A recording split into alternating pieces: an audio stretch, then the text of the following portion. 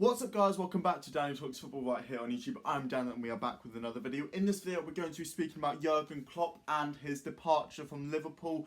Jurgen Klopp dropped a bombshell on the footballing world on Friday when he announced that he will be leaving Liverpool at the end of the season.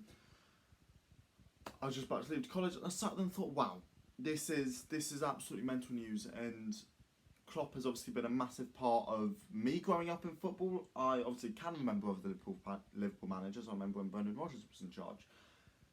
However, Klopp has done something with Liverpool that not many managers have, and he's one of those managers I have grown up with. So it's definitely gonna be weird seeing somebody else in that Liverpool dugout. However, in this video, I wanted to have a sit down. I wanted to have a look at who could replace him and what do I think about his departure.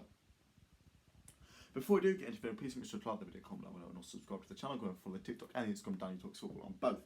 Right, now, we've got out all the admin stuff. Klopp. I've got a lot of theories, and I don't want to sit here and spout the theories because at the end of the day, they are only just theories. Now, I don't want to speak about Klopp's health, which I wonder if there could be something going on with that. I'm also wondering if the fact that Xavi then announced that he's leaving a day after, both at the end of the season, is there maybe something going on with the Super League that could be starting next season?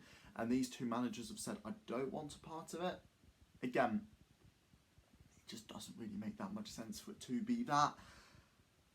I think there are different cases, and I think Klopp has simply decided that it's time to end his spell at Liverpool. He does have 1 year left in his deal after this. However, from the reports I've read, this was an option.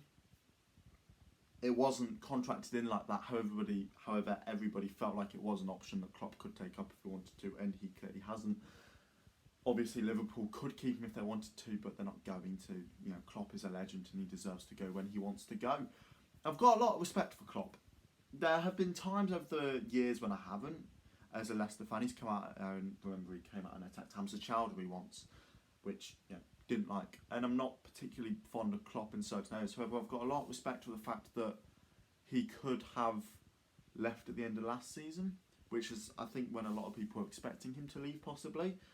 He had a big rebuild job in his hands, and he could have said, you know what, I'm going to leave that to whoever comes next. Whoever he has built new foundations, bringing in people like Gravenberch, McAllister, Sobbers, like Endo. You know, he's rebuilt that midfield for whoever does decide to come into the job next. And I think that's a really, really smart decision from him. Obviously, it will be difficult for Liverpool to get it right next. I'm not expecting them to. I do have a name in mind, and I think most people have this same name. However, it's going to be really, really difficult to replace Jurgen Klopp because he is an excellent manager. You've got to have a look at what Klopp's done and the kind of squad that Klopp has built. Yes, he spent money, but he spent money smartly. How often has Jurgen Klopp got a signing wrong? Yeah, like you can say Naby Keita and people like that. But how often has he really, truly got something blatantly wrong? When he spent over 60 million, he's got it right. And, you know, you've got to give him so much plaudits for that. I think Klopp will be a massive miss to the game. He said he's not retiring. I can see him doing the Germany gig. And I could also see him potentially going to Spain. Or PSG maybe, Saudi maybe. It depends where his heart's at. However, it's weird timing, I will say that. I saw the Irish guy sit down and speak about. It's a guy who I've got a lot of respect for. You know, some really, really good content. I saw him say the timing wasn't right. I agree with that. I think Klopp should have waited. It reeks of, you know, Pellegrini at Man City. Steven Gerrard when he left Liverpool. Announcing things halfway through a season, they don't usually go to plan. How often when you do announce something, you know, this early on, do people then work out? You look at Gerrard, his final 6 months at Liverpool were awful. Pellegrini lost the title to little old Leicester City. I don't think it's a good move from Klopp to announce it this early. He could have obviously told the board and told the players. I know in the age we are, it would be difficult to keep that a secret.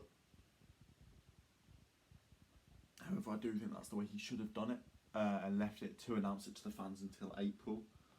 Late April maybe, but he hasn't chosen to. He's chose to announce it now, which does give Liverpool a lot of time to prepare. So who do they prepare? I think it's obvious. I think your first choice has to be Xabi Alonso. He's unbeaten with Leverkusen at the top of the Bundesliga. I mean, how could you not? You could bring across somebody like a Florian Wirtz. You know, him and Szoboszlai feeding the ball through to a Salah. What more could you want? I think he would be an excellent option. I think he is my top option. I think he is most people's. It's more the case of if you can't get him, then where do you go from there? And I think that would be the difficult thing. That's where it really does start to get, well, who do you go for? I am still seeing Steven Gerrard's name been linked simply because could he be somebody to steady a ship? Because he knows Liverpool so well. I just don't think that's right. Klopp's assistant, Pep Linders, I want to say. He would be a decent replacement. I think obviously having learned under Klopp for those years. But for me, Xabi Alonso does have to be that first choice, and I'd go for him now, to be honest. But what do you think? Let me know in the comments below, and I'll catch you all again in the next video. See ya!